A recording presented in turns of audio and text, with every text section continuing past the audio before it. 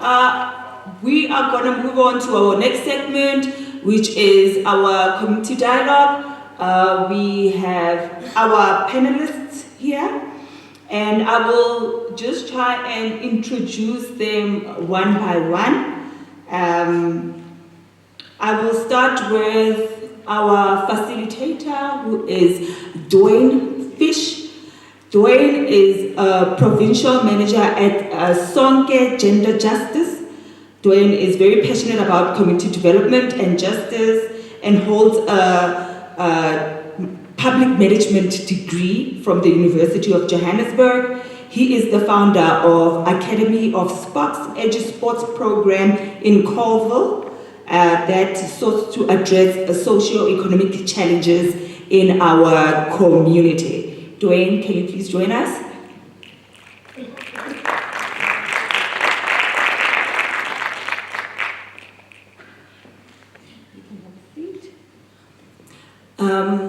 Our next, our first panelist is Obakeng Jacobs.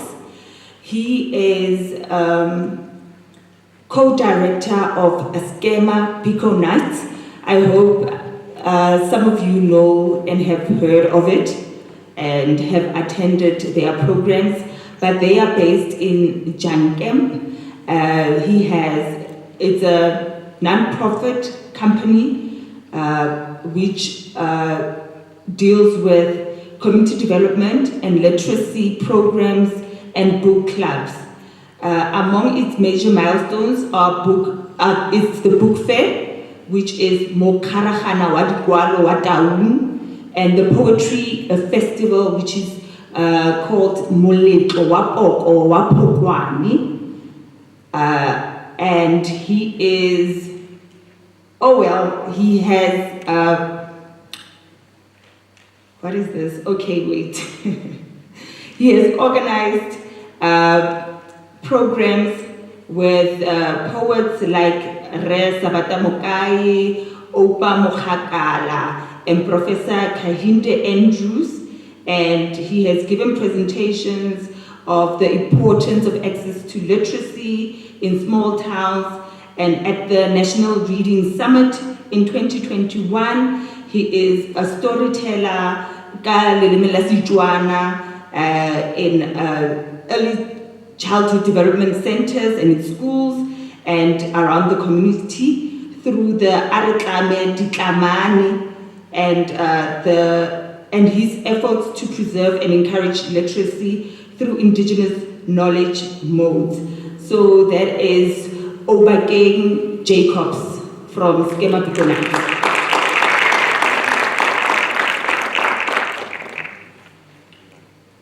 Next up is Olebile Mothelesi. He is an experienced arts administrator and the Secretary General for the National Arts Education Authority. He is the Secretary General of the South African Association of Arts Administrators and the CEO of Pride of Ubuntu Arts Center. I hope most of you have heard of it, in Kimberley. And he has worked as in the telecommunications sector for the past 20 years and has spent 35 years in the creative sector. His career focused of intersection of cultural policy, cultural entrepreneurship, and cultural and grassroots development in the arts sector. And he has various qualifications in marketing management, labor law, and business administration, and a product life cycle management. That's Olebile Mothelesi. Can you please join us?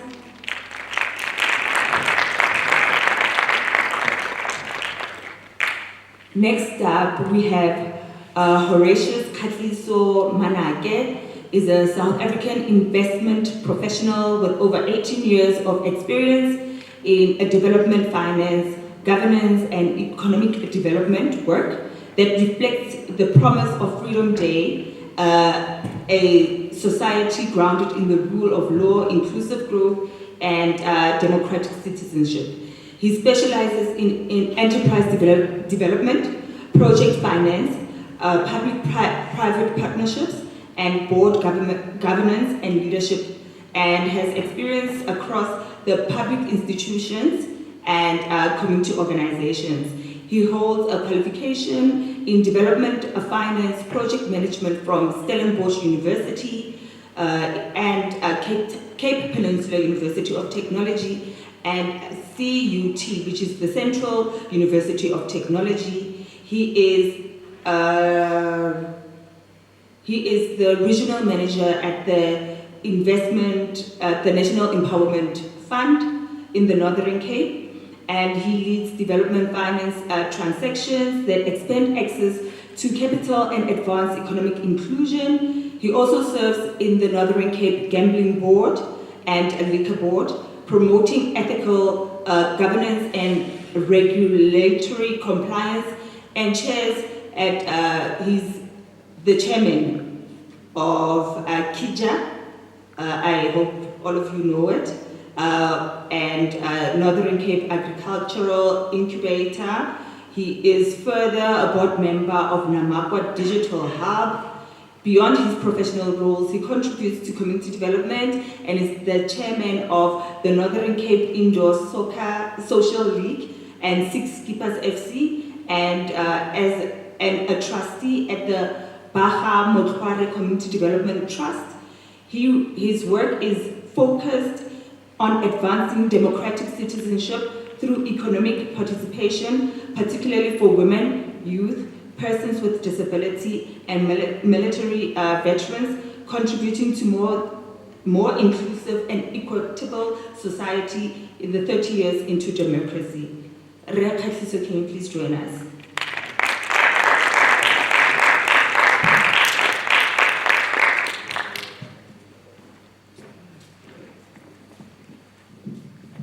Now I will give it over to our facilitator, Mr. Dwaine Fischer, and then he can carry us through the session. Thank you. Thank you so much. Good morning, everyone. I think, can we all stand up and give ourselves Coca-Cola kilo type of a clap, right? I will guide you. Can we all stand up so we can give ourselves a clap for just embracing the code, sacrificing the day to come and commemorate, sacrificing the day to come together and reflect on 30 years of democracy. So I want us all to stand up. Are we all up? So we're going to go like this, right? We're going to go 1, 2, 3, 1, 2, 3, and then we go brrr. Do we understand? So I'm going to guide us.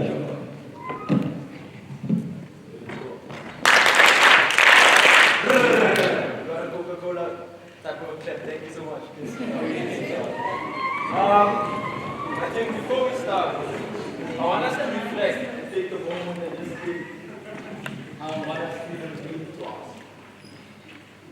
If we think of the history of our country and where our country comes from and the journey we have traveled, I just want us all to just take a minute and reflect. Think of what freedom means to you as an individual. What does being free mean? And as you think of it, also think, where do you fit into that picture? How does living in a democratic society contribute to your well-being? How does it contribute to who you are? And I'm very excited to see a lot of born frees. Some of them, my boys, the younger leaders as well, they're doing amazing work. So let us just think of what has freedom mean to us before we start. And I want to also share it to our panelists as well. To start with, what does freedom mean personally? So we'll start on. Thank you very much, Dwaine Fischer. Thank you very much to the organizers of this program. What a fitting and beholding purpose of sharing Freedom Day with a lot of young people. I may look young, but I'm very old. To answer the question, I think I'd have to relate back in 1994, on this day, the 27th of July. Op die dag, I was playing the car. So I was, I think, 7, 8 years old. when it was on the 27th of July 1994. And my dad called us inside. President Kgatliso Mandela was being inaugurated on that day. And as a young child, as a boy child, I was enjoying myself playing cars outside, and my dad disturbed us. That's what I thought. But when I think, going back to the question of the meaning of freedom and looking at the past, where our country comes from, it's very important to know where you come from so that we can know where we are going. More especially when we're speaking to young people. So going back, our country comes from a very dark past where it started off with colonialism. So when I was born in 1985, it was during a state of emergency. It was during the heart of apartheid. Fast forward to 1994, where the first democratically elected president was then inaugurated, which simply means that for me currently as a person, when I fast forward, I was born in a government hospital. I went to government schools. I obtained my qualifications at government universities. And what that simply means that if we did not receive our freedom in 1994, I wouldn't have been able to be the person that I am. I wouldn't have been able to contribute positively to the development of our country. So what freedom means to me, it's the freedom and the right to choose my destiny. I think South Africa is the only country in the world where you decide what you want to become. A reference point we can see with all the foreign nationals that are coming into our country. In the past, we used to say that South Africa is the only country that is alive with possibilities. So that's the meaning of the 27th of April 1994, and fast forward to this day. Thank you so much, Mr. Manake. Thank you very much, Program Director. I think I will just take it about a few years earlier than what Kgatliso has been talking about. In 1990, it was my first performance doing Setswana dance when we were celebrating the release of Nelson Mandela.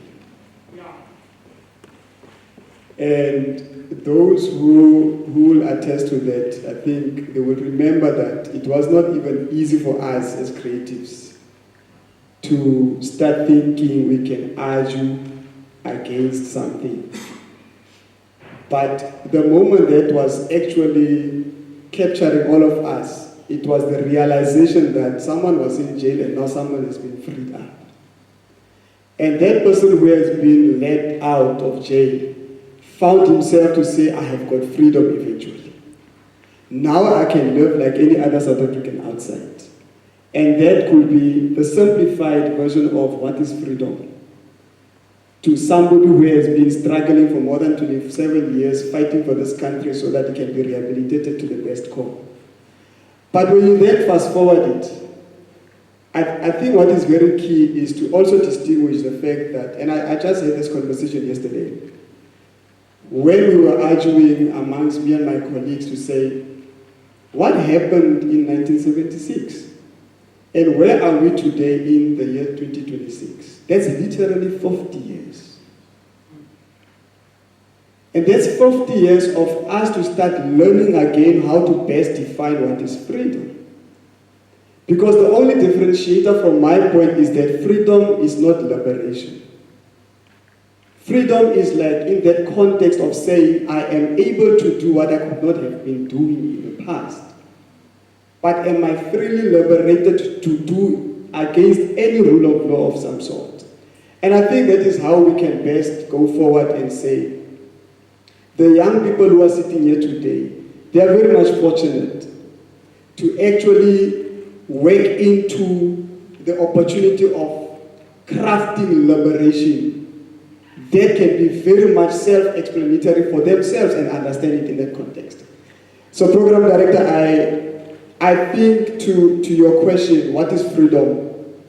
Painting that example, it should give clarity to say, freedom, it is within yourself and your own determination of what can you do, what can you achieve, versus what you wish to achieve in your life. Thank you. Thank you so much, Mr. Obakeng. Dumelang Bagaetsho.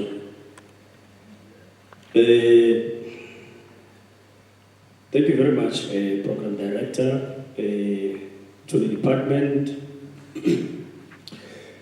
The question on what is freedom? Yeah.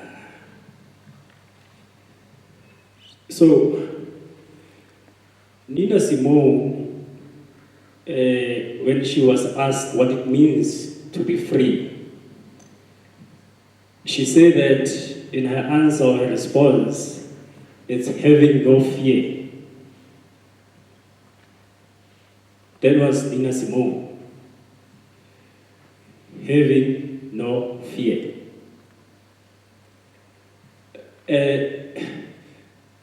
I can see the generational gaps and the age.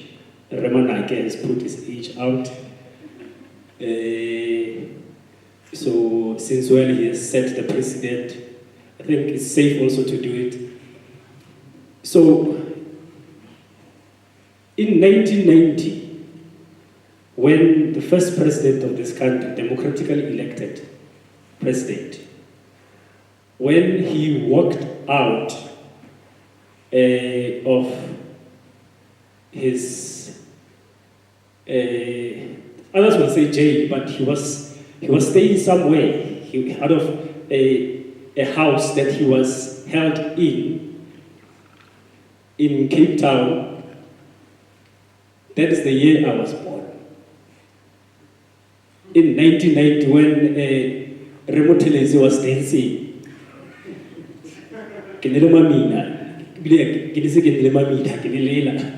so I think it's safe for some of us to declare ourselves those who were born after the release of Nelson Mandela. But this is a very, very important question and a very multi-layered question, because we cannot answer it with one answer. So, because of my proximity to the 2000s and also those ones in the 1980s, I think I'm better placed to make an assessment what is freedom. Because I hear my co-panelists talk about access, mobility, or movements. But when you look into what Nina Simone said, having no fear, I agree with that. Having no fear to hunger, because a lot of us are having a lot of fear, 30 years down the line, majority of people on the margins of this economy, it's us, young people who are sitting here. 6 out of 10 of young people in this room, they are unemployed. 6 out of 10 unemployed. Unemployment rate is 32%. The poverty rate, inequality, and that generates fear. Having inability to provide for yourself, having inability to make sense of your existence as a human being, as a dignified human being. That is fear. So that's what freedom means to me, borrowing from Nina Simone, that freedom means having no fear that what you're going to eat, how are you going to empower yourself or develop yourself. When you look at, let me ventilate for a second. When you look at the metrics every year, South Africa produces, if I'm not mistaken, over 200,000 or 300,000 matrics. How many of those are absorbed in, higher education? How many of those are, when I'm saying higher education, I'm also including the TVETs, I'm including the other vocational institutions. How many of those? Okay, let's expand it. How many of graduates? I'm a graduate, more than twice.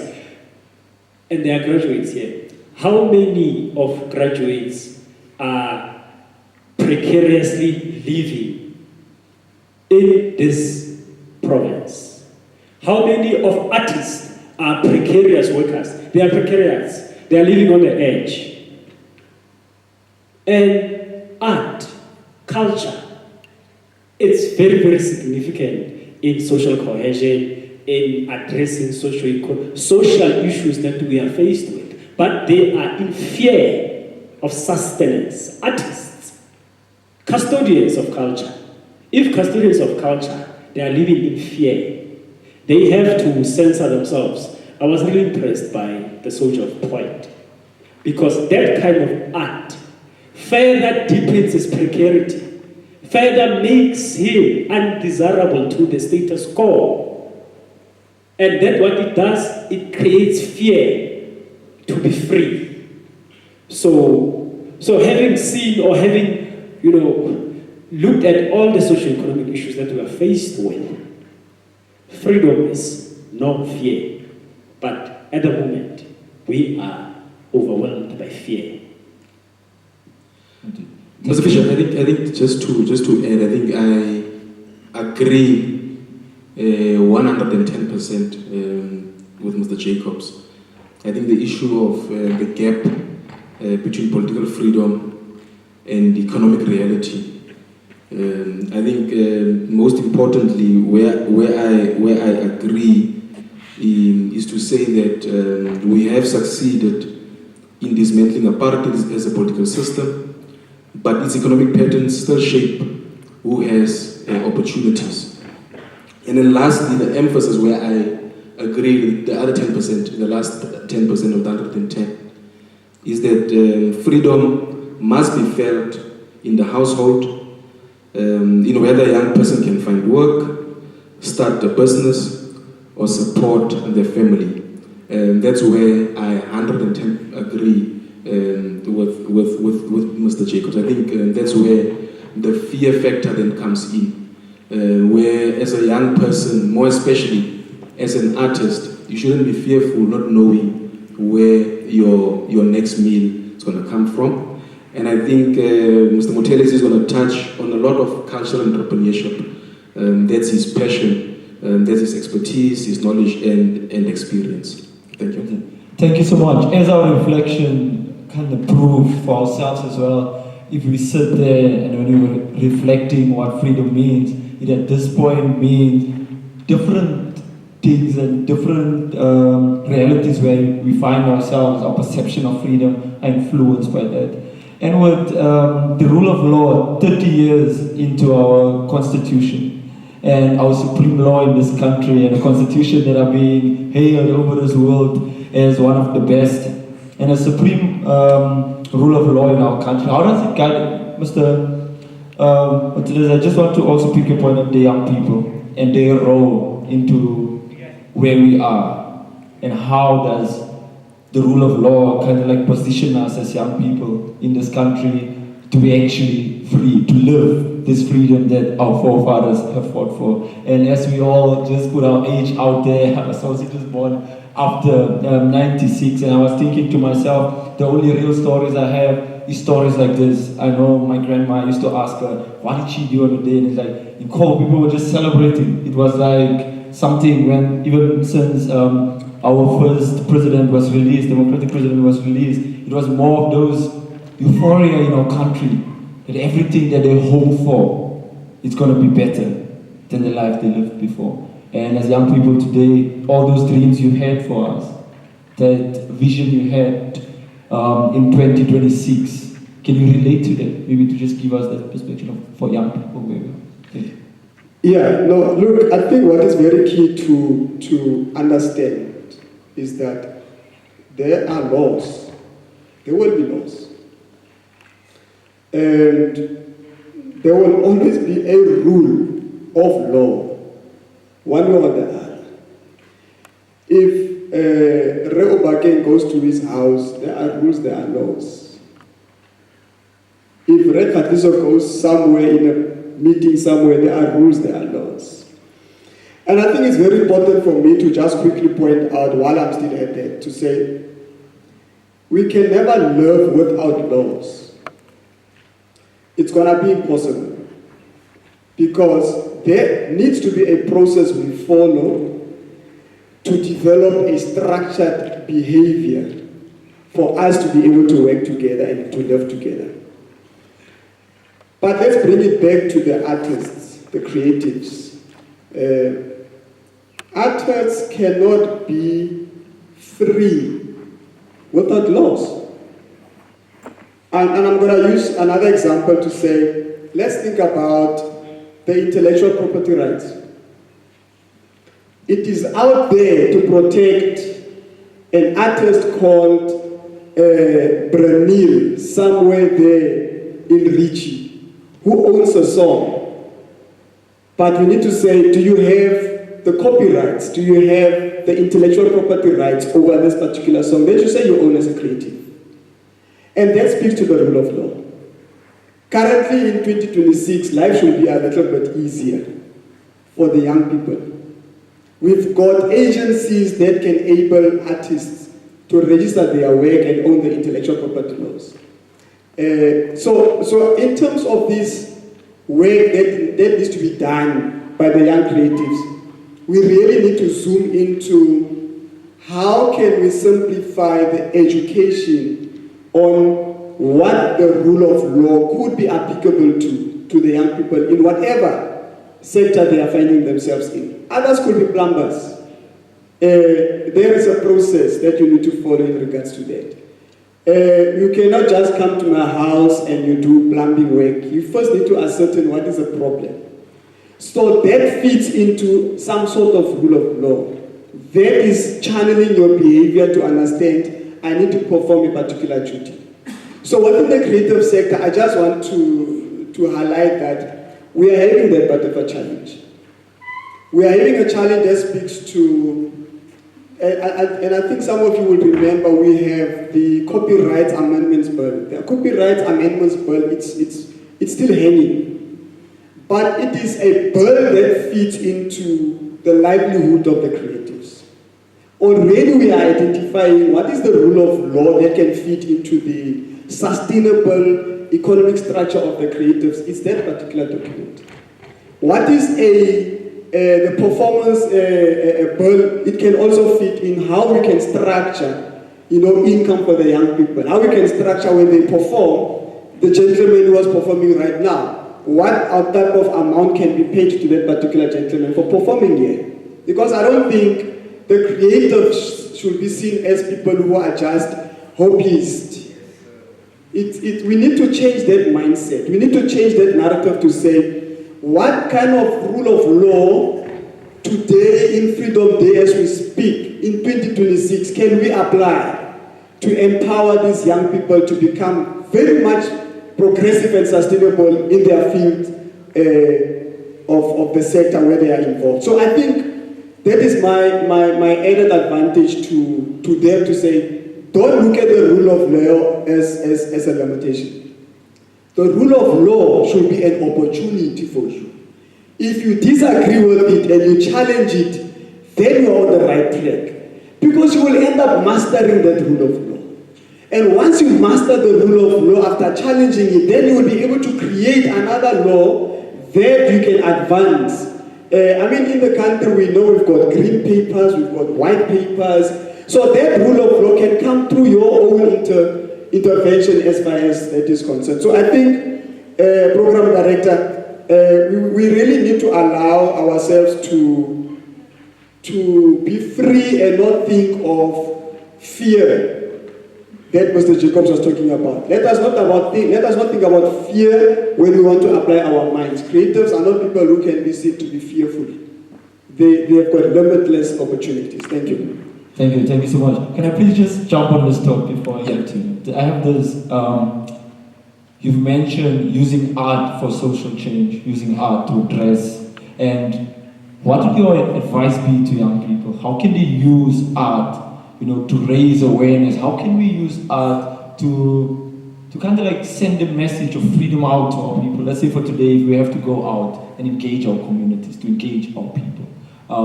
Where should artists position themselves to use their art to address social issues that we are facing today? Okay, no, thank you very much, Program Director. But before I respond to that, I just want to perhaps put out a rejoinder to Mr. Mothelesi on the issue of fear, right? That artists shouldn't be fearful, right? I think because I believe this is a creative society that we are with. I think there are instances where art is coerced, is dumped down, it's put into a corner because material issues, right? If I take away your livelihood, your ability to earn, right? Right there, I'm putting you in a place where you have to compromise your artistic output. So most of, the other day I was reading something. When we look at, it was a seminar that we had on our book club, where we were looking at poetry, poetry ya magareng, poko ya magareng le poko ya segompieno, gore Batswana ba ne ba ipelaetsa yang kgatlhanong le apartheid le tlhaolele, right? So you have poetry, Setswana poetry, the middle, I don't know how they put it in English. So there are two different time zones, right? Timings where poetry was used for different purposes, but particularly the purpose of fighting against injustice. So, and the question was, post-94, Botswana, how were they, speaking to injustices, that are experiencing, particularly poets, right? Today, if you produce work that is critical of the status quo meaning government, right? You are going to be censored, or you are going to be given opportunities. Because now you are tampering on sensitivities of those in power. There are many examples. We have an instance of, there's an artist, a visual artist, who was denied funding by the department that we are organized by now. By funding in Paris, that visual artist was denied ability to go and exhibit in Paris. Because of what? Because her work was critical, was centered on geopolitics, was speaking about the issue of Palestine, right? So there, it was said that it is not relating to any objectives of South Africa and all of that. So you see how fear is being generated or manufactured. So that's what my response to Mr. Mothelesi. So fear is dominant, is another way of dictating to the arts how it should shape or inform society. And that is very problematic. So being a precarious worker, being an artist, you find yourself having to toe the line or go and starve, right? So to respond to your question on how art can be used, to drive social change or even social action. I mean, the critical works like this that are, genuine, that reflect the societal challenges and prevailing conditions. Be it theatre, be it poetry, be it, writing,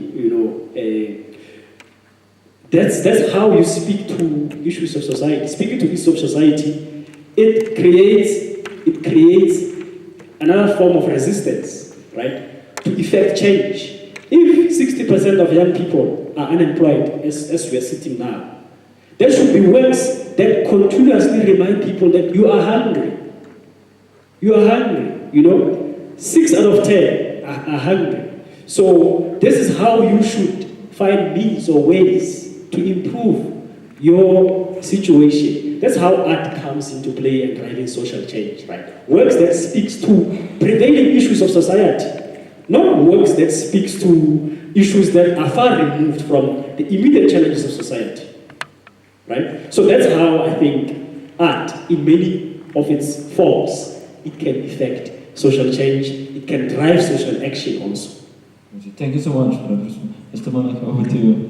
Thank you very much, Mr. Fischer. I think on the first question around the role of young people, obviously now we know in terms of the rules of law, there's 2 laws. There can be just laws and there can be unjust laws.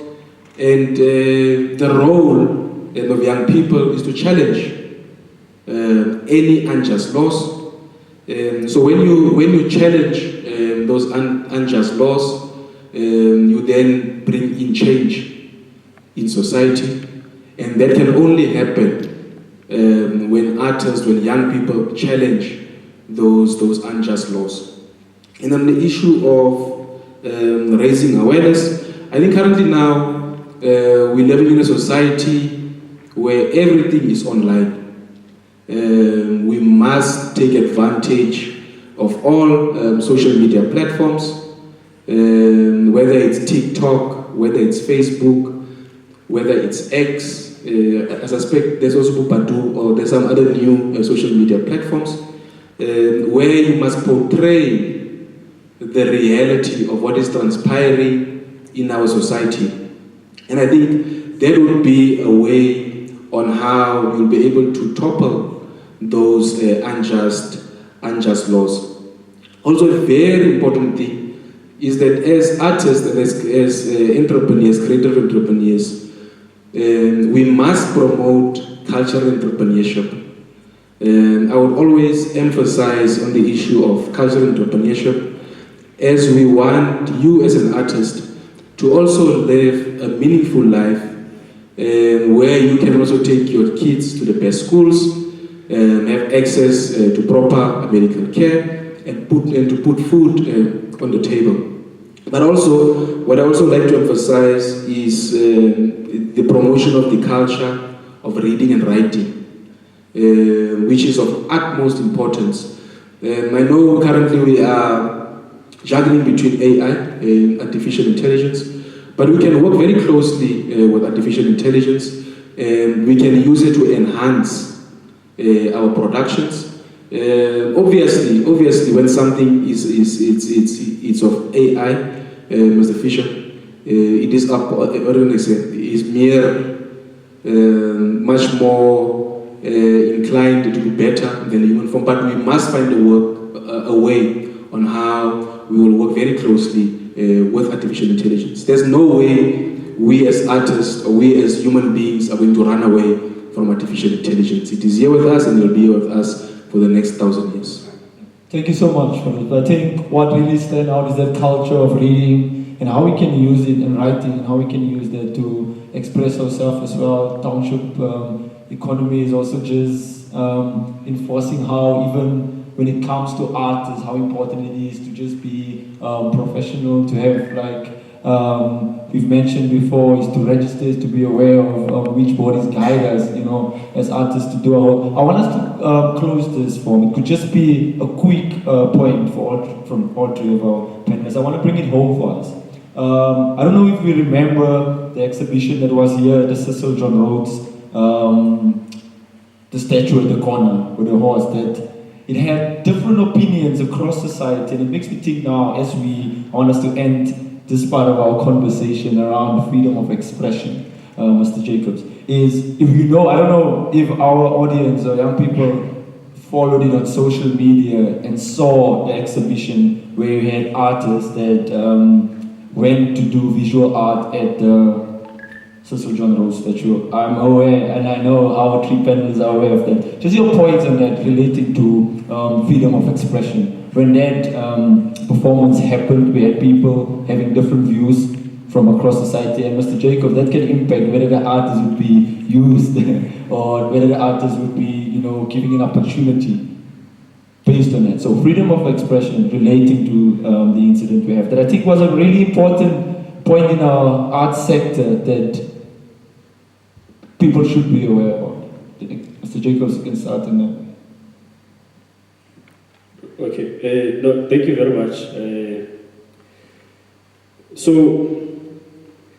Okay, there are very interesting discussion points that are coming from my panelists.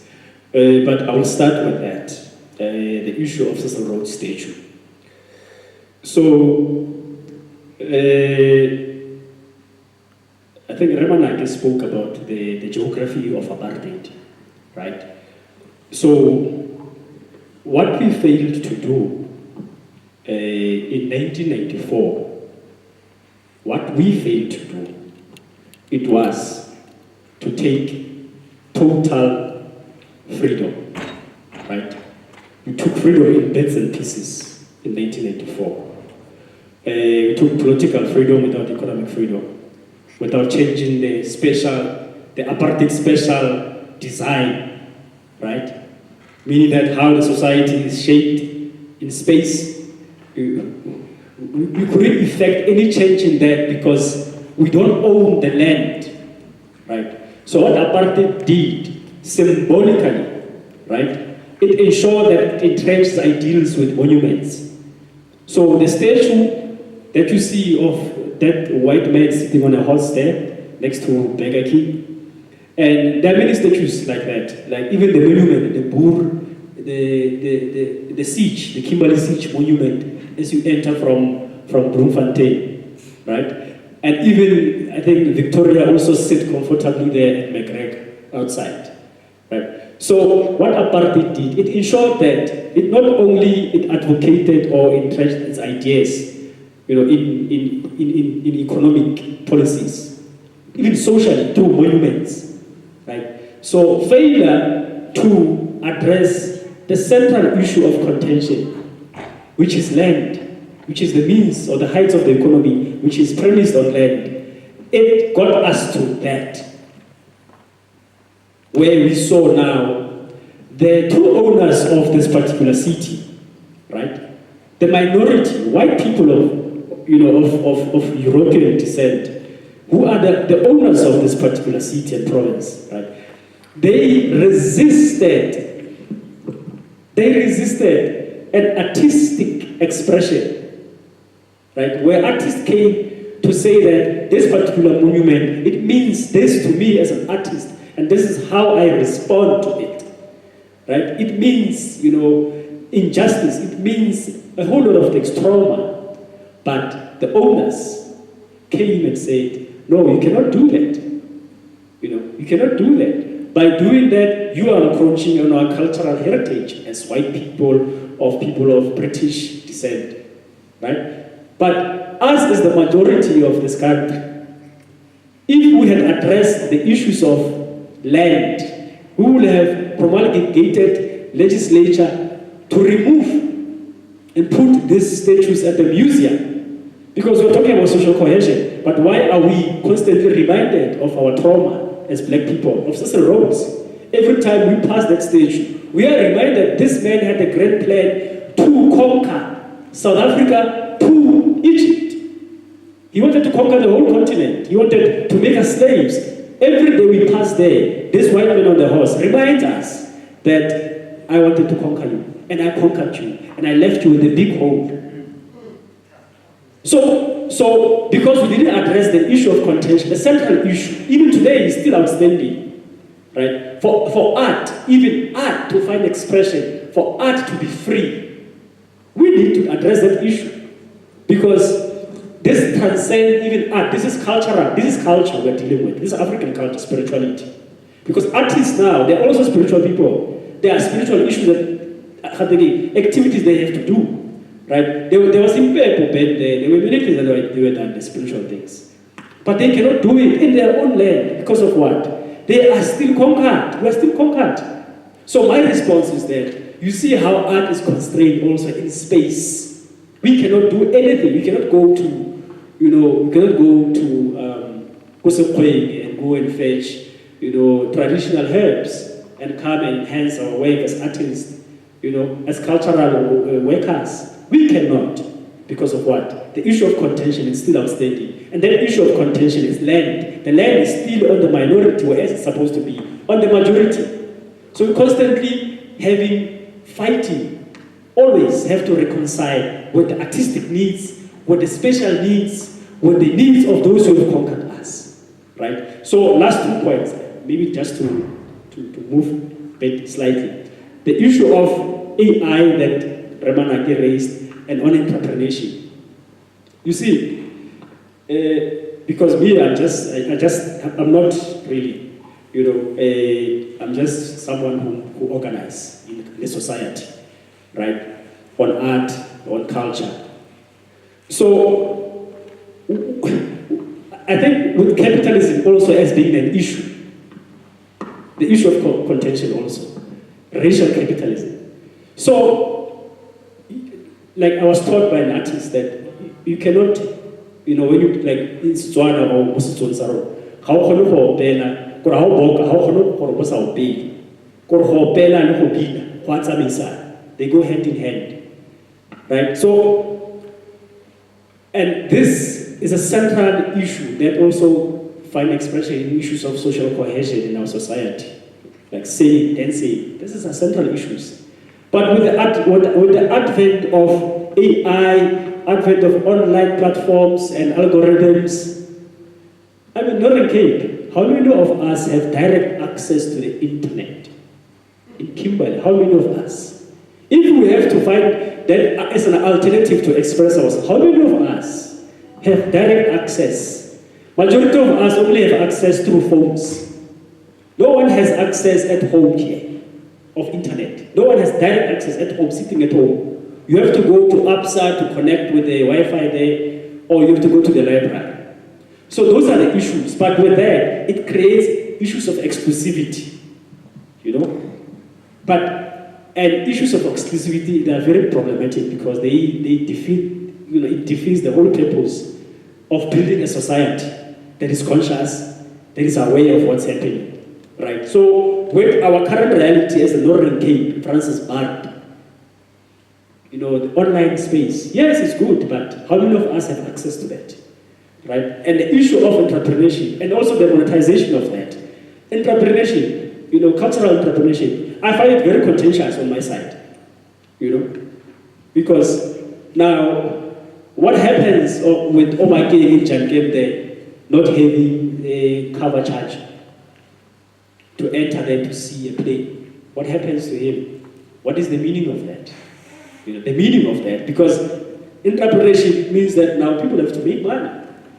They have to make a living out of this. I don't deny people ability, but I'm just asking, as Africans in Africa, if a production, for me to get access to production that's going to change my life and to drive me to social change, I have to pay 50 rand.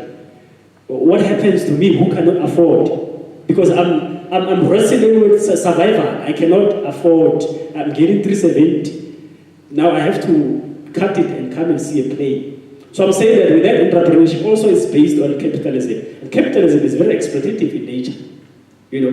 It's the few making a killing on the backs of the majority. And we see it with the arts here. In this house, we see it. Production companies making people do all kinds of things on stage and only to give them peanuts. And that's the essence of capitalism and cultural entrepreneurship. Because this is the very few people who have the means in production, right? They are the producers and everything. Then they take people who are desperate in Jacqueline, in Bamprista, they come here, and then they become part of this production, and then afterwards, they tell them, oh no, we cannot pay you, because we're still waiting for invoice to be settled. And that is cultural entrepreneurship. So the values of Ubuntu, the values of social cohesion, the value of building a society that is rooted in culture is not there. It's cultural entrepreneurship. And that's, I feel that we should really be very careful of that. Thank you for that. Can you also please just add on, as you shared your extensive point, because we just managed time, to just the next 5-6 minutes, just also add your, maybe a quest or some point you want to leave our people with, especially young people. If you add your response and point, just to think of that last point to just add to our young people. Yeah, look, I think Mr. Jacobs have said quite a lot. But I wanted to come in here, if you allow me. I think between 1980 and 1985, we had people who were literally challenging the law. You know, they were like marching to Simbona first, started burning books and so on and so forth. But then in 1976, we had our own 1976, who was also challenging the law and fighting and protesting against Africans. So just to take you there, Program Director, I think when we talk about all these things, we must address them in that context to say it's now 2026.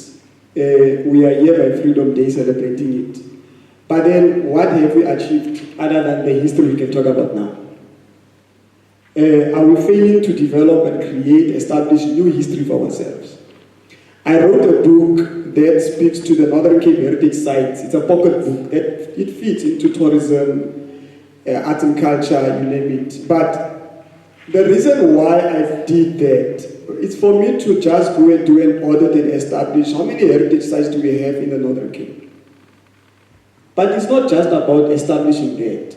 What is key for me to take out to the people is to say, here is the Northern Cape, and these are the key tourism areas which you can visit. These are the key heritage sites you can go to.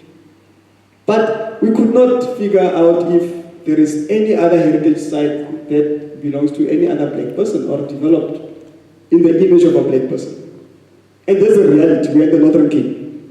So when you speak to Sir John Rhodes, you are reminding me again about the 20-minute video I watched at the Big Hole, where they talk about the digging of the diamonds and the recovery of the diamonds, you name it. But there is history that is missing there from our own black people.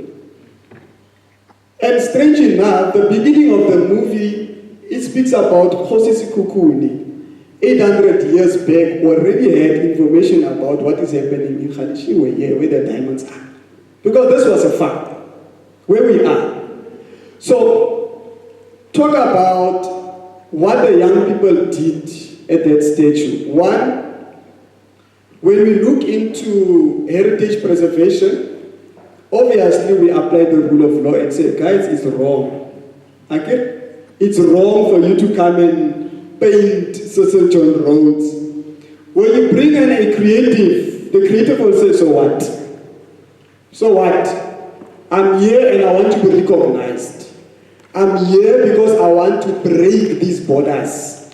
I'm here because I'm expressing myself here. I am not recognized, but there is an existing statue of this dude who came and became a millionaire for some reason through diamonds and then enslaved our black people here. Therefore, what will they take for me to be recognized in return?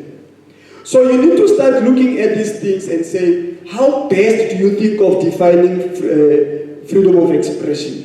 It needs to be in that context to say, us as black people, we have been imposed to a lot of limitations. And these limitations are actually stigma to us because we are still here with them. We're not even moving anywhere. I mean, just think about the economic freedom that Kgatliso was talking about. The economic freedom shouldn't be a very difficult thing. I mean, Mr. Jacobs talks about the cultural entrepreneurship. These things should not be very difficult. They only become difficult because we have limited information around them. They only become difficult because we fail to express ourselves in them. They become complicated to understand because we don't have that knowledge to say beyond these borders, I can develop a product, sell a product, and become a millionaire. What do we wait for? We then wait for another person to come and teach us to do those type of things. And that's a dependency that we are having. So the issue of Cecil John Rhodes, I think I also did comment at some stage to say, whatever the young people are doing there are two things that must be considered. It's against the law, but it also allows you to have that expression of your frustration to the current government that we are having. Like I'm saying now, my book looks into, let's go and develop new heritage sites of black people. We cannot say Nelson Mandela's statue is the only black person that we know in this country. We've got Obakeng Jacobs, we've got Manake, so we've got a whole lot of different people that we can celebrate, and that becomes very key in this regard. When you talk about, and I like what I'm just going to feed into what Red Jacobs was talking about, you know, access and rural rehabilitation, that's very key. That's very key because you are sitting in Janken, you don't have proper network, you don't have proper infrastructure for you to be able to access other informations or access different markets or any other opportunities.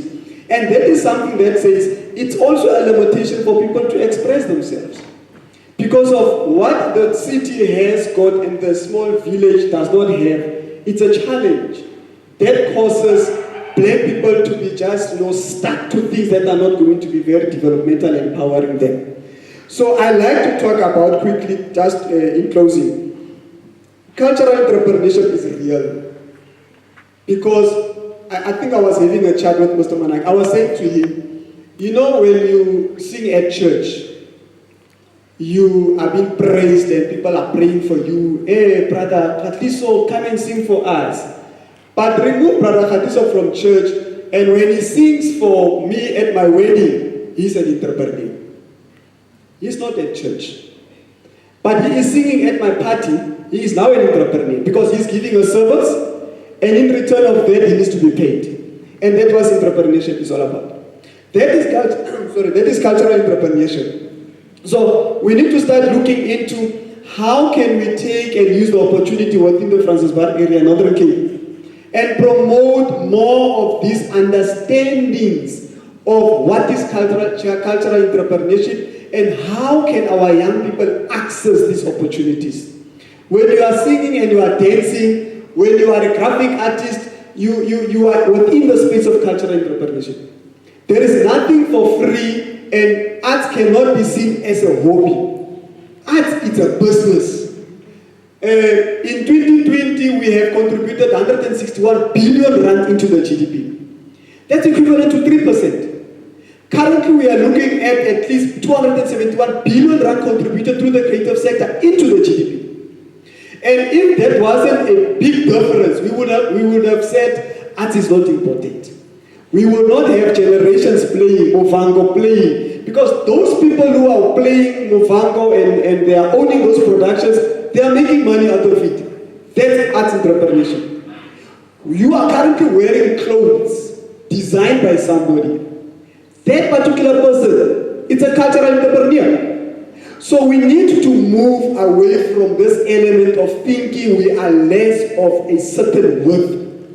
We are so much talented, skilled, and if we can work together and ensure that we put forward our skills on arts administration, we will master the business of owning our businesses as creatives. And I just want to say in closing, I'm from arts education. I might be teaching your child in school to dance, but in return, I'm not doing it for free.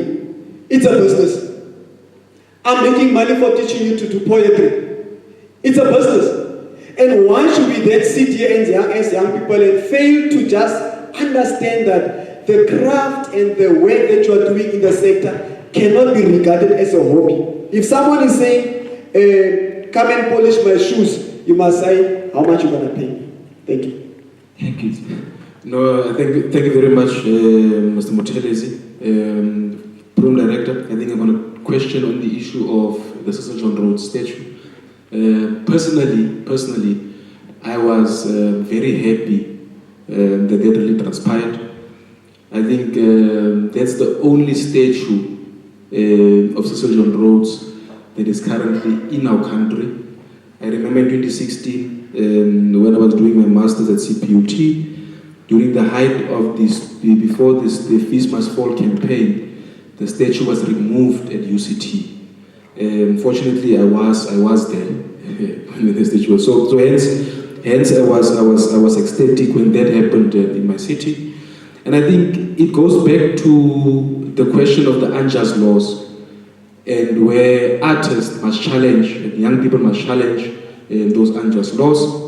I think as Mr. Mothelesi has highlighted, that the law clearly states that it is illegal to paint over a heritage site. But you as an artist, like you say, you have different views, we have freedom of expression, and that's where you as an artist then come in to challenge those unjust laws. And then lastly, as a closeout, I would just like to state that Freedom Day is a reminder that freedom is not a destination. It is a continuous process. It must be protected, expanded, and translated into real opportunities for all. The question before us is not whether we are free, but whether we are doing enough to ensure that each and every South African experiences that freedom in a meaningful way. So thank you very much for the invite, and thank you very much, Program Director. Thank you so much. Do you want to close it up? Okay. I think, please just, I was just showing them time to just reflection. I think it's very important to express ourselves in dialogue, and through conversations, we also learn a lot. I had a friend that I always tell, like, hey bro, after this 30 seconds conversation, this is equivalent to a degree. And I feel the same way with the amount of knowledge that have come through from our panelists. So I'll give you that opportunity just to close it up for us, and as well just give the closing thoughts to our audience. Thank you. Okay. To speak to the theme,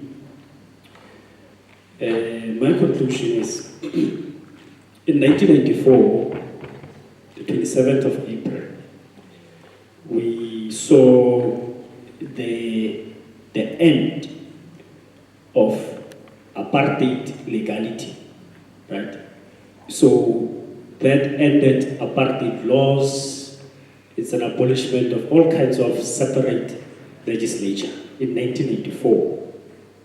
But also 1984, it saw the beginning of constitutional legality, right? So casting our votes in 1984, 27th April, right? It gave us freedom, right? And the Constitution, it safeguarded that, right? But now, the issue that we are still grappling with to this day, as South Africans, as citizens of this country, is, how far can our freedom go? Because we are given citizenship, democratic citizenship, right? As the theme says, we can vote. We are regarded as equal as citizens. We can participate, we can move freely, right? But because of we haven't dealt with, like I indicated earlier on, with the heights of the economy, we are still grappling with the very same things that were guaranteed in the Constitution, like, access to education, healthcare. I mean, we are guaranteed access to health. All of us were given access to a right to health. All of us were given a right to education, isn't it? But you go to the hospital, there's no medication for flu. Many of us now, we are struggling with flu. You are given a right to educate, to health, But there's no medication, right? It's the enforcement of those rights. Education. We are here 30 years later. You know, majority of us cannot get access to NSFAS because the fiscals cannot take all of us. Now to solutions, as our leader indicated, Memajo. Solutions. What do we propose? You know, what I propose is the arts, the department should be intentional on the issues of social cohesion, on ensuring that the art is central in community development. Once the art is taken care of, government is the largest spender. That's why we place so much responsibility on it. All the millionaires, most of the millionaires we have in this country, and billionaires, right? They became millionaires and billionaires because of government. So that's why we place so much responsibility of government. So we place equal responsibility on government to say that you can make art sustainable, moving away from the ideas of entrepreneurship, of monetizing an important cultural aspect. Because once you monetize it, it becomes a preserve for the few. And once it becomes a preserve for the few, it marginalizes the majority. How many of us can take a taxi from Vergenoeg and come here and pay at the door while they are battling poverty and battling all kinds of things? That's my issue of contention. So government, the Department of Sports, Arts and Culture have a responsibility to really take art as an instrument of development. And then it will create a whole lot of opportunities for people to be sustainable. So my issue is that we were given the right to vote, but to vote for what? At the end of the day, we're still hungry. Okay, I see also our panelists is making notes. Where's our timekeeper? I think since the timekeeper is not here. Do we have final closing remarks? We'll go like this to just end. And as the facilitator, I'm really not a person that will limit people in terms of time. So for us just to close the conversation. Yeah, no, thank you very much, Program Director. I just wanted to come here, perhaps in closing as well. I wanted to remind the creatives that there is gatekeeping in the sector. And there will always be gatekeeping in the sector. But what is important for us to do is to look into learning what arts administration is all about. And let us use arts administration beyond gatekeeping. Because arts administration becomes an opportunity for you to learn how to manage your own craft. As opposed to waiting and expecting somebody to come and feed you. Rather create, work for yourself, and try to be sustainable beyond that. We always talk about public funds, we talk about funding that needs to come to the creatives, we run workshops, we train people on how to apply for this funding. But funding from government is a dependency. And it's something that I know most of us will always say, I need that funding. The Northern Cape Arts and Culture Council is issuing 50,000 rand every year. But they are issuing it once in a year. Does it mean they are only active once in a year? When they are running a whole office? So we need to start looking beyond that money from government. So we need to start saying, when the National Arts Council is having an open call for 350,000 rand, also start thinking about how best can I submit a business plan to go and grab that money. But what else can I do once I receive that money to turn it into something that can be self-sustainable for myself? Because it's a grant. And they are not saying that grant, you cannot use it to make money. They are saying use that money so that you can create jobs and be self-sustainable. And I just want to remind you that, and I think I just had a thought of citizenship. Remember, as a creative, citizenship, when you run a festival, it means you are practically implementing citizenship.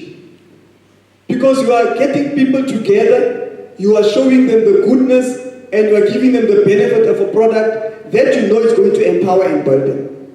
So from today on, as I close, Program Director, I see your eyes are growing bigger.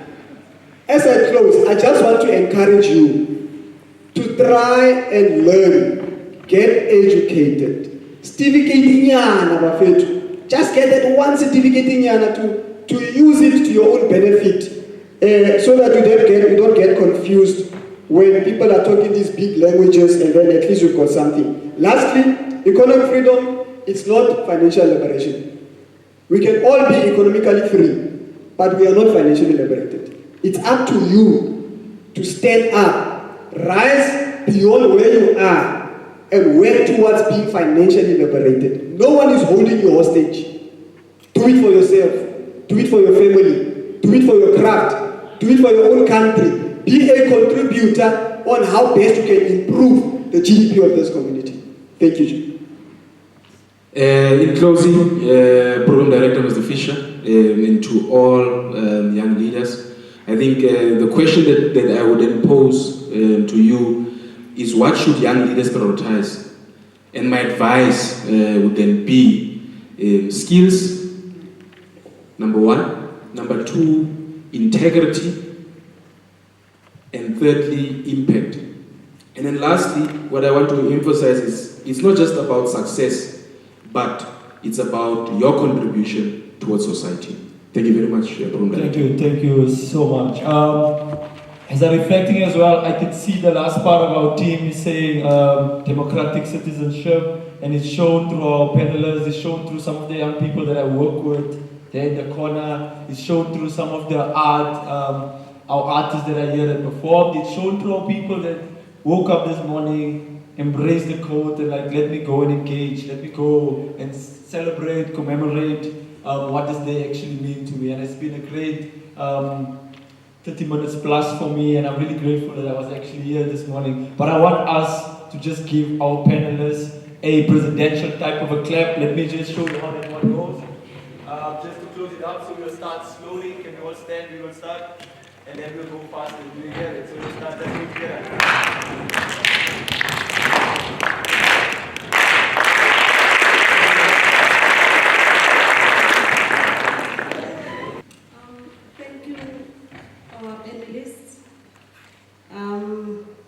Thought-provoking issues that were raised, and I appreciate that very much. I just need to find out something from everybody that is here. I take it that we are all artists in our own rights. Can I just find out by the show of hand how many in this gallery are registered in the CSD of government as a service provider?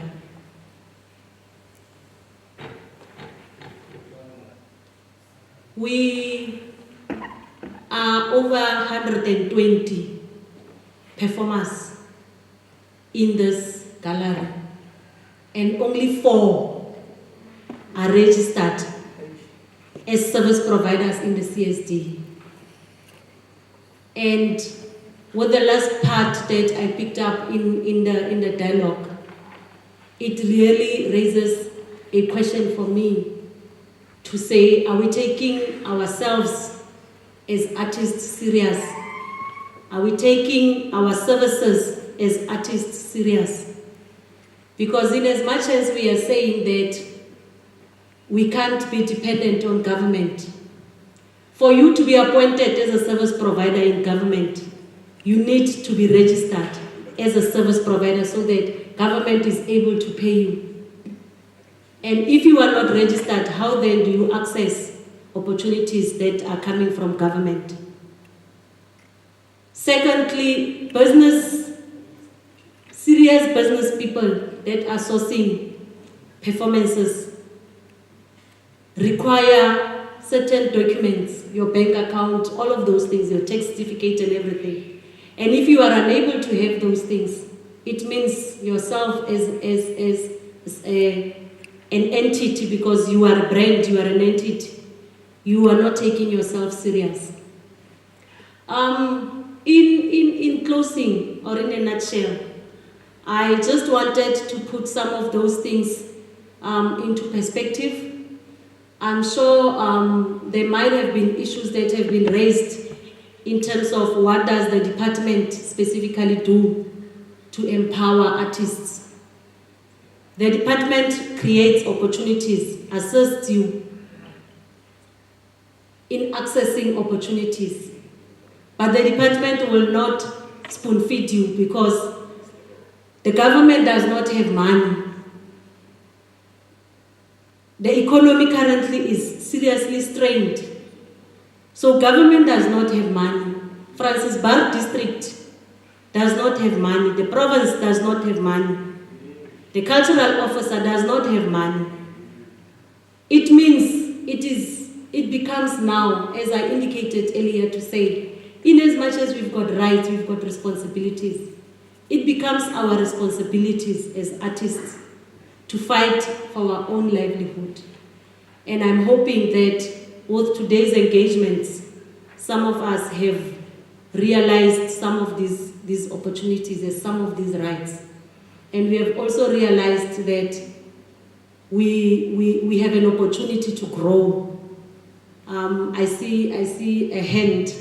Mine was not to take hands or open up a can of worms, but mine was to say, when we work together holding hand in hand, we can go far.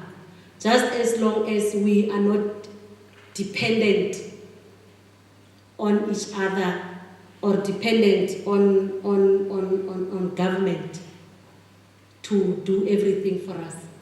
I will give you an opportunity, Pa, to I saw your hand, only you, and I'm not taking any questions. Our program is not yet done.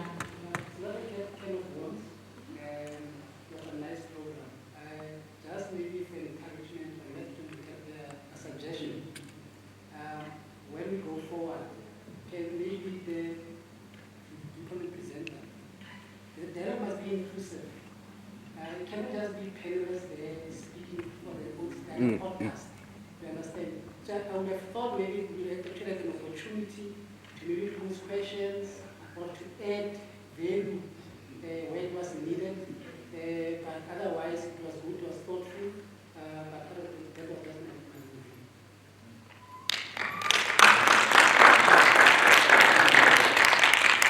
my Your input is noted, sir, and it's very important because my understanding was that we are going to engage all of us, and when the panelists are presenting on what they have, the constituency will be given an opportunity to ask questions. And I'm not sure, I'll be corrected if maybe I'm wrong, but if you were not given an opportunity, or am I taking that you were not given an opportunity to engage? we were all given an opportunity. Oh.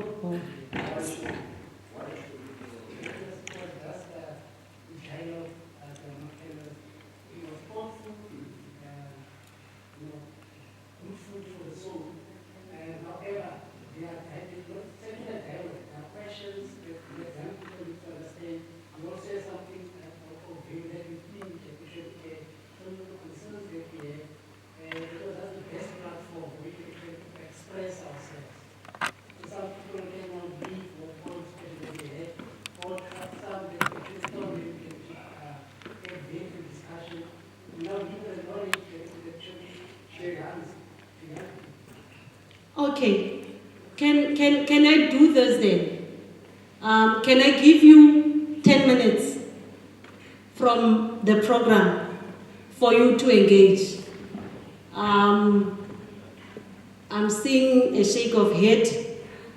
If you don't need the 10 minutes, then it's fine, because the purpose of having you here is, like I indicated, for us to have an idea and to have a way forward in terms of how do we move. We don't want next year again to say we are celebrating June 16 Youth Month. Let us get all artists into the theater and have them engage again. And the same issues will be raised. So part of the purpose of today's program was so that us as a district, when we leave and we meet with other stakeholders in different settings, we raise issues that were raised here. Hence, in my engagement, even with Ms. Paras, was to say, we need somebody to be scribing so that we record what is discussed here. And the reason I'm raising the issue of the 10 minutes was specifically to say, if that was not done, we need to do it, because after this program, as I indicated, that each and every district is hosting its own program over and above the provincial one, where engagements are not necessarily done, but the audience is listening to the premier speaking. What is going to happen is that all of us, each and every district, we are going to be drafting a report on our specific program. And that report needs to speak to some of the issues that you would have picked up here. And also it needs to speak to the proposals in terms of the solution of what was raised here. No, thank you very much. Unfortunately, your proposal to me sounds like it's by the way the 10 minutes, and you just now mentioned a good important point that you said there must be a scriber, you must have an engagement, and you are going to give report back. So by the way, 10 minutes, I can tell you to the same. Unfortunately, that's my view. Because of if we have had the formal engagement with the panelists in front, having these things, having the scribe on stage, and but no, make me so as we put her raise it. Only as games we put her raise it. Tahani are engagement her raise it. By the way. So unfortunately, ek persoonlijk voel die 10 minuten wat ons nog offer is net, ze maken ons nou favor en je komt roep nou schrijven op om onze fusie te vat en gaan represent daarvoor. Dat is mijn view. So should we stay calm. Thank you. Thank you, Pa. We do not have a scriber, but we do have somebody recording the session. So everything that happened here today, every engagement, every step, everything is recorded, and we are definitely going to be looking into that and taking notes from that. But over and above that, myself and Pulana are here. We both have government-funded cell phones, so we will definitely be sharing our contact details.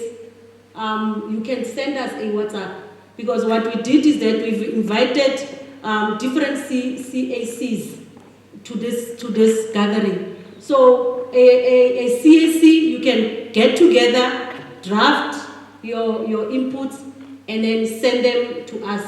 We will definitely be sharing our work contact details. When you send a WhatsApp after hours, you are going to be blocked. Don't abuse this service, because as indicated, it's a government service, so everybody's calling, everybody's sending WhatsApps. We need to be able to sift what is important and what is not. Okay.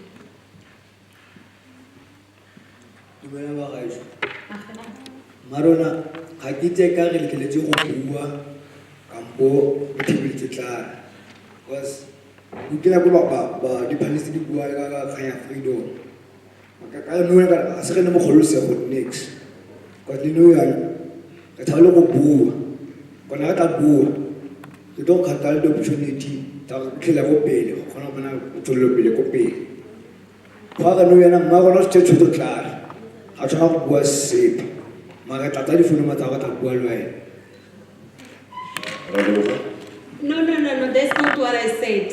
I said I can give 10 minutes so that we can engage on the 10 minutes. The program today is scheduled to end at 1. And we even spoke to those that, like your catering and all of those things, to say, deliver the food early so that at least we can release people at 1. So I am giving you 10 minutes. There are still other points on the program. We've got performances also on the program. Hence, I was moving for the 10 minutes.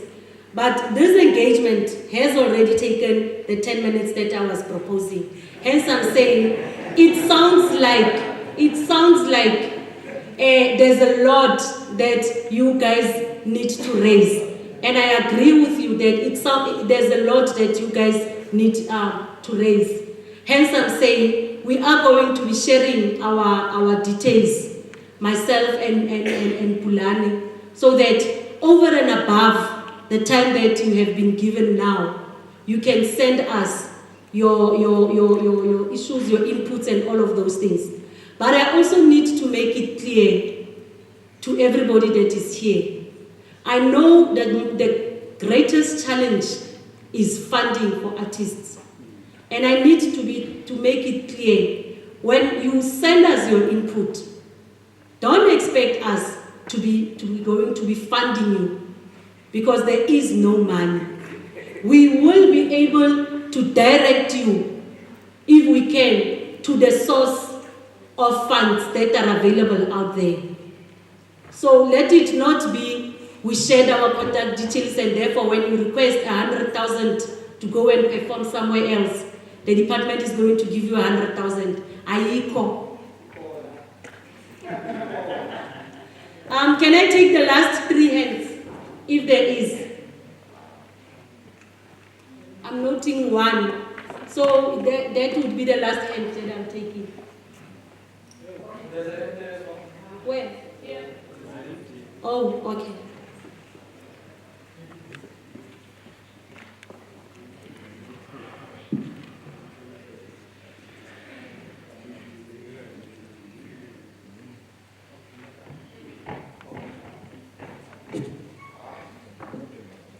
No dumela mogolo le basha nna ka leina ke ne o modise ke mokwaledi wa banna ba jam camp ga ke itse gore a ke kgona go addressa directly on issues I wanted to raise to the panelists, but ntlha ya botlhokwa e ke naganang gore ke really from the discussion ke issues ya the copyright laws and the violations related to that, and it speaks to issues of freedom for artists, and we are looking as back as 1994, but I wanted to just go back to issues that transpired around 2019 and 2021, where the department, the DSEC, was found violating the copyright laws relating to photocopying, illegally photocopying the works of the artists, the likes of Unathi Magubenis, Nwelezelanga, the star child, that was used for Funda Mzansi National Championships, and Sabata Mpokokai's Moletlo Wamano. So how do we come and stay here and speak about freedom and the rights and the law when the very same department is leading and not protecting the artists? That will be my first point. And the second will be, how do we make sure that this is not just a talk show and a lip service? I think this is not the first of its kind.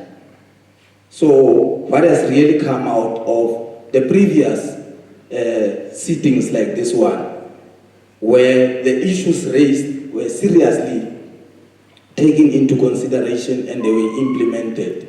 So I'm really disappointed that this was not really inclusive in terms of community engagement and dialogue, because we cannot have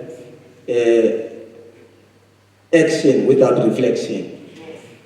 We need to sit down, reflect, so that we know that these syndicated platforms really take into consideration our views.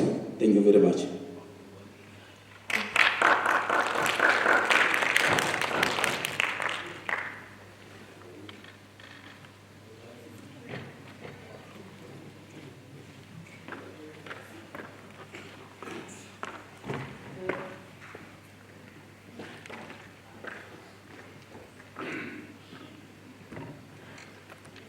Okay.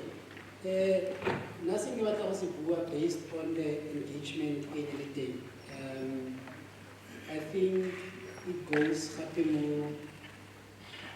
I think it falls under education, arts education, because you mentioned something in terms of things like the NHC, National Heritage Council, and so forth. The challenge also that I experience, until we decolonize the system itself, we're going to have a challenge, whereby you find these institutions sometimes, for funding, they will say, we want accredited institutions that will give you information. And then you go to just in platform thing, who have huge knowledge, depth knowledge, but they are not considered accredited or credible knowledge because high attached to an institution. How do we deal with such a situation whereby we decolonize these systems? Because now, people who are teaching us heritage are foreigners. But the right knowledge, we are not accredited. So the same system is like we are pushing this freedom until we go to the depth of it. I'm not sure whether it was intentional. I never worked at the age group so that it was 3 generations within her stage. While the other one, Gita Opela, the other one was born, and then the other one was born at 85. Because when we speak, I look at the reference, from the reference point, what is freedom? All of them, they come from different references.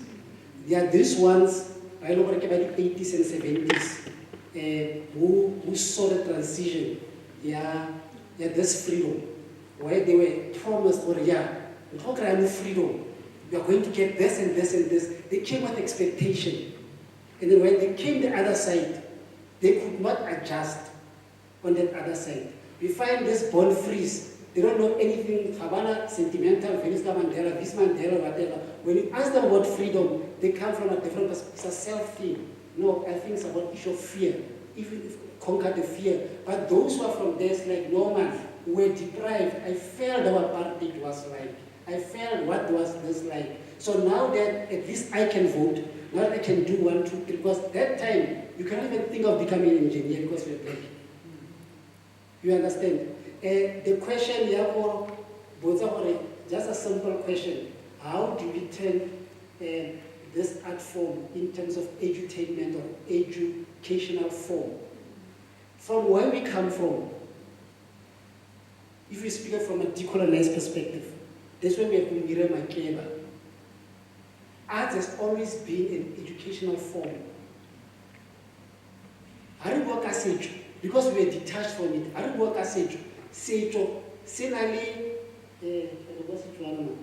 it's educational. You cannot separate education from Sejo. Sejo is we pass on from one generation to another. You understand? So,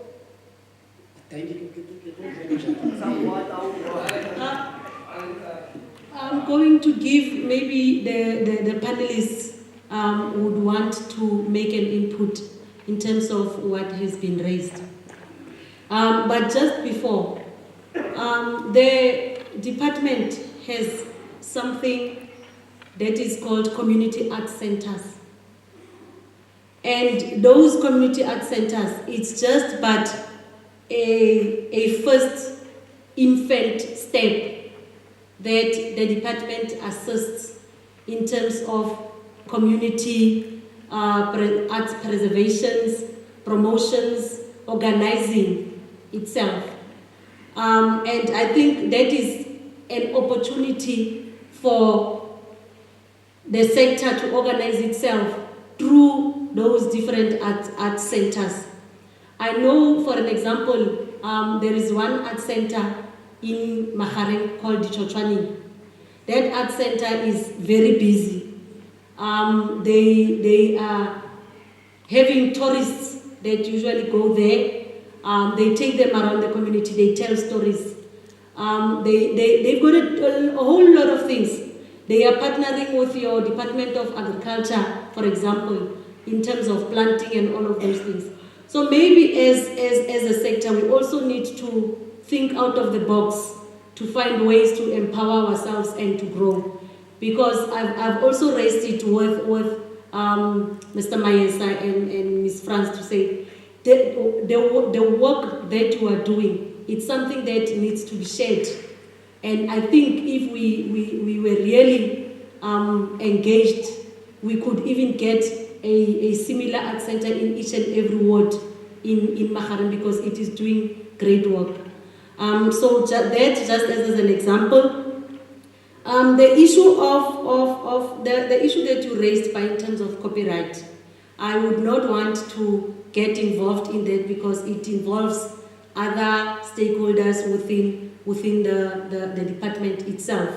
So I would not really want to get into it, but what I would want rather to say is to emphasize the importance of copyrighting your work, because it is only then when it is abused, you've got the evidence to fight for what is yours, for it not to be abused.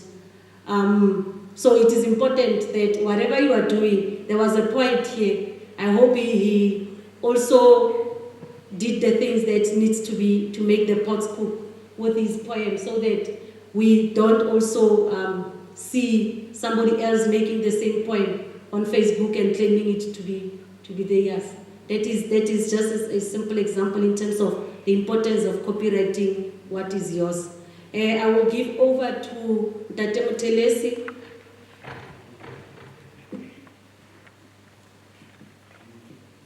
Thank you, Chairperson. I just want to warn you, Chairperson.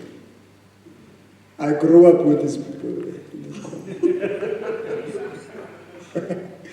So when they talk, I must listen, because they speak from the heart, and that's very important.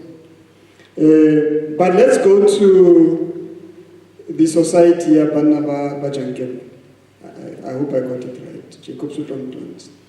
DSEC violated copyright laws. It was all over the news, I think. We saw this. In fact, I saw on his Facebook page, Dr. Jacobs. But I think, like the chairperson has mentioned, this is a very sensitive issue. But let's turn it into it being a lesson. Any work that you do as a creative, protect it. But I'm not saying Re Sabata Mukai did not protect his work. I'm just saying protect it. So that if Mothelesi, I steal your work, you've got a leg to stand on and sue me. And I hope that Sabata already did that, what they said, if there is what you got up to. The second point, you spoke very well, and then I think you spoke about, is this a talk show? I was very disturbed sitting here. I think me and Tate Kgatliso, we were like, skipper now. We are not getting questions from the people. So where's the dialogue? You know, from where we come from, Rekhaboron is very right. Where we come from, a session like this is an opportunity for people who don't know, and they are here for the same reason of trying to know and get information. So I don't think this is a talk show, because the chairperson has reassured us. Someone is recording and something is going to happen. I don't want to speak on their behalf. I don't work for them. I like when you said action is reflection. I can't say much on that. Decolonize the system. I'm a beneficiary of the National Heritage Council money for quite a long time. So I cannot say what you are doing is wrong or right. That's why it puts you in a position not to get funding. But I can say my door is open, you know where my office is. What you need to do as a creative, don't look at yourself as a limitation, or don't look at the problem as a limitation. Try to develop a solution that will enhance and advance your opportunities to grab that thing. For one, what you also need to consider is that collaboration is there. Me, I collaborate with Salt Lake University. I have a 5-year agreement with Salt Lake University. So when I talk national heritage, when I talk Northern Cape heritage, I would rather go to the Faculty of Humanities there and speak to Professor Mataka and say, I would like to collaborate with you for me to gather and get that funding so that we can implement the program in the community. So what I'm saying, I don't see my problems of not having capacity as a problem for not reaching that particular point. I turn it into an opportunity, and I will advise you to do the same thing. What I would like to come in there also, you spoke very well about the indigenous knowledge, and I agree with you. I brought Oxford University to this country. I was partnering with them when we did research on autopsies through cultural indigenous systems. And the same department failed to support me. It's cultural knowledge, it's indigenous knowledge systems. I go to the communities within Northern Cape and speak to the different horses and say, when a horse is dead, who is working on the horse's body to determine what caused the death of the horse? It's a medical report I'm having today in collaboration with Oxford University, in the absence of the department. But what I relied on was the same collaboration with Khosikgolo Janji from Kuruma, who called a whole community together and said, here is this young man wants to gather this information about how do we do things in our own society, in our own community. So indigenous knowledge systems are very important, they must be protected. But how you do it, you also need to start talking to the Human Science Research Council to enable you to say you are protected because of this is very sensitive information. Remember, a grade 2, standard 1 OMA might be doing beats somewhere next to the road, and that person does not have any schooling at all. But what they are doing, they are producing indigenous products, which is beats, it's craft. And how do we take advantage of that? Is to collaborate with the people who are having the knowledge to advance what we want to achieve, but making them also to benefit from the entire process. The expectations of freedom is a failure, and I agree with you. Me and you, we are coming from the same era. We loved with an expectation of freedom, and that expectation became a failure, simply because of we didn't understand how to grab the opportunity, but we understood how to be dependent on who needs to feed us the same meal that we have to eat every day. But if we learn to stand on our own feet, we should be able to say we are proud of what we can achieve. And I can attest today to say, Obakeng Jacobs, when he graduated and he got his second qualification, I was very proud of him. Because I know where he comes from. Or maybe I can say, at least I think I know where he comes from. He's very outspoken. And I like the language of Africanism that comes from him. So I think on your last point you spoke about how do you turn craft into an arts education? Arts education is craft, craft is arts education. When you teach me how to craft something, you are already educating me. It's an absent sector within this Department of Sports, Arts and Culture. But I'm standing here because of Kgatliso Manake, the Minister of Sports, Arts and Culture, is funding my Arts Education Council that is going to enable us to teach young people in schools, because of the artist in school has been a failure in the Northern Cape. So now the artist in school program is planned to be funded by Kgatliso Manake, and already has given us money to launch the Provincial Council for Arts Education in the Northern Cape. Tomorrow, we are running an AGM on the National Arts Education Council right here in Kimberley, there by Kalahari Lodge. And if you are available, please join us tomorrow morning, tomorrow afternoon during lunchtime. Don't come in the morning. Come around lunchtime, and then I'll see you there. Thank you, Program Director. Thank you, Chair. Just point of correction, it's not Mr. Mackenzie that is sponsoring, it's the department. Thank you. Thank you very much, Program Director. I'm going to cover the question on funding. I think where I'm employed at the National Empowerment Fund, I really agree on the issue of changing the funding systems. I think whether it is the National Empowerment Fund, whether it is the Small Enterprise Development Finance Agency, we must provide funding to artists. In the past, we used to have a collaboration with the Department of Arts and Culture, where the National Empowerment Fund would then provide access to funding to artists. And I've heard your plea. I would therefore go back to the powers that be and advocate that fund must come back. But currently, we do have a fund in the Northern Cape Province, the Northern Cape SMME Blended Fund, and it caters for all entrepreneurs. So it's a 60-40 funding scheme. 60% it's a loan from the NEF, 40% is a grant from the Department of Economic Development and Tourism.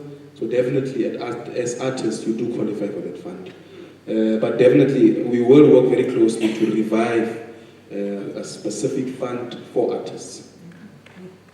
Thank you, Mr. Can I just say, Great news. Chair, can I just say, the DDAT also has a grant of 100,000 rand that you can take advantage of. I think the last time Mr. Christians was managing it.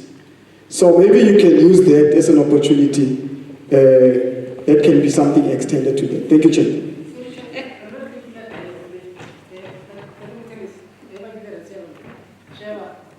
I think maybe there was less of a misunderstanding. You can remember a personalized. I'm not saying I'm making a challenge with accessing funds from NEC. I'm saying we must also look at decolonizing some of these systems.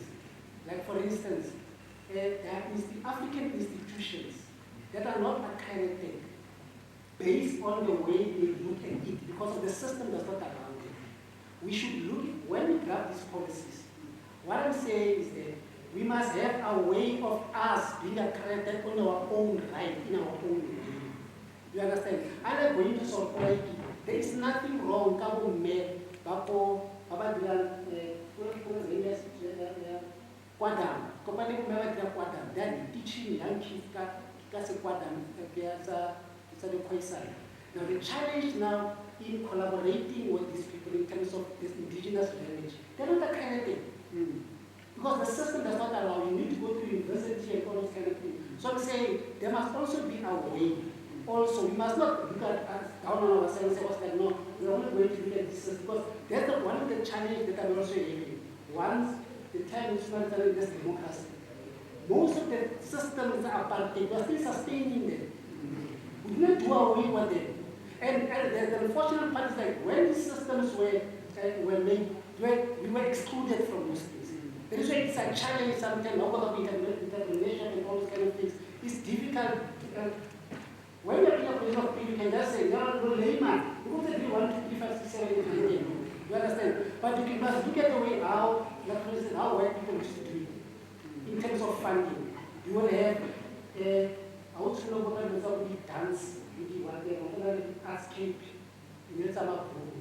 they were all institutions, they were white communities or white artists, and well organized, and government will come and say, when I artscape, there are millions. What are fine arts? That is 2 million or 5 million. Go fight among yourself. So I'm trying to say there are systems that are in place. Ceremony is not challenged. And unfortunately, they are counting against us. You understand? Yeah. So I'm not saying for it, we must put them at all. We must not do work. Let's comply. Let's work. Let's get skilled. But I'm saying, going forward, improving all these systems, let's find a way also of opening and just being a door. What in the cultural sector, in terms of people saying of AC and whatever, how do you accredit them? Or how do we look in ways in terms of saying, no man, whether it's formal or informal, but we do acknowledge Thank you, Mothelesi. Can I take back my meeting? No, thank you, Mothelesi. I think your engagement, you can even continue it after this discussion, because we have ran out of time. I'm going to hand over now to Kgatliso Heritage Icons for them to provide us with the presentation, or the program director is back. But we, like I indicated, we've got 2 items that we still need to do, and we only have 7 minutes to 1 o'clock. One word that I would like to leave you with: when growing up, there was an indication for it. Some of us are old. Growing up in schools, we used to have classes where you were taught needlework, artwork, and all of those things. They were part of the curriculum. And just like a lot of things that we shut out when we said we didn't want Bantu education, that was also one of the great things that was also compromised as part of that. We are the Department of Sports, Arts and Culture, but I think it is about time the sector itself starts to fight so that those classes can be put back into the curriculum vitae. And it is your fight that you need to fight, that you need to lead to make sure that we succeed. But one thing that I wanted to just say or highlight is that we could actually just rather have these engagements like once a quarter. We come together, and just have these discussions so that we could have a way forward and we don't harbor on the same issues over and over again, year in and year out. That is my take as the cultural officer of Francis Baard district, and that is what I want to implement in my district, and I hope that everybody will come to those engagements so that we could have open discussions and work on our way forward to get our program going.